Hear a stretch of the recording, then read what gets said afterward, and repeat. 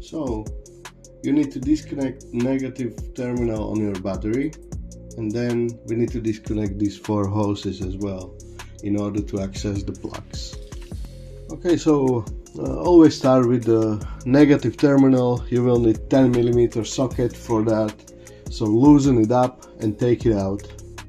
Then move on to the first hose. This one's most difficult to remove. It's not really difficult, but you will need some pliers or a good grip in your fingers to take it out. And then the other ones are very easy. You just press on it and it will clip right off. Same with the third one and the last one as well. There's a plastic clip that you can just push on it and pull it out.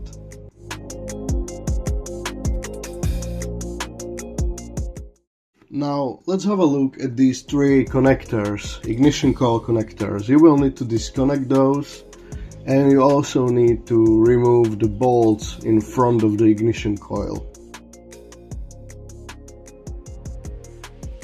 I already disconnected the first and second ignition coil, and it was quite easy and accessible, but the third one is the one that's quite tight inside, and you need to just wiggle around and make sure to support the connector from below to not break it. Be gentle, take your time. I pushed it a little bit with a screwdriver, as you can see, and then it went right out.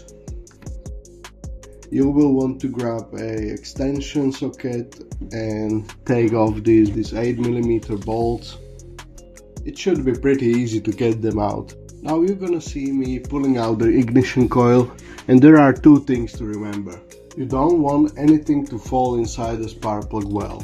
It's probably best to change spark plugs one by one to not risk any dirt from falling in. And the second thing is to inspect your ignition coils. Make sure the rubber boot is intact and in good shape. There is an oil leak in this particular car because the gaskets had failed, and I highly recommend to change your oil every 6 months minimum, because these gaskets are not replaceable. You can't just replace them. You have to open the whole engine apart and replace the rocker cover with the gaskets included, so you just can't change them on their own, and it's gonna be pretty expensive. So change your oil.